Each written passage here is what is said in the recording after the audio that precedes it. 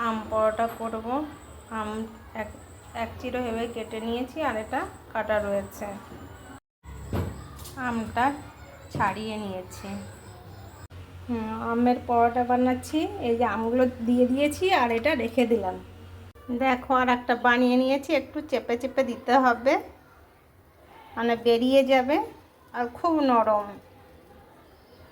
এটা করতে ভীষণই কষ্ট হচ্ছে, কিন্তু খেতে ভালো লাগবে। আর একটা ভাজছি।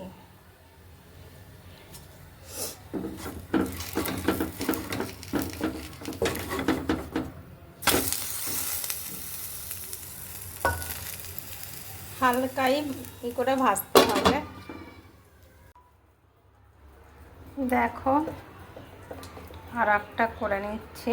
এক হাতে হয় না, খুব অসুবিধা হয়, কিন্তু তাও করতে হচ্ছে, বেরিয়ে যাচ্ছে। ওটা হাতে চেপে চেপে আর একটা ভেজে নিয়েছি। দেখো, উল্টো পাল্টা করে ভেজে নিতে হবে, একদম লাল লাল করে। আর একদম নরমালে রাখতে হবে আঁচটা, তাহলে দু পিঠ ভালো করে ভাজা হবে। কেননা দুটো রুটি তো, তাই আর কি। দেখো, আমার আমের পরোটা রেডি হয়ে গেছে। এইটা দিয়েও খেতে পারো,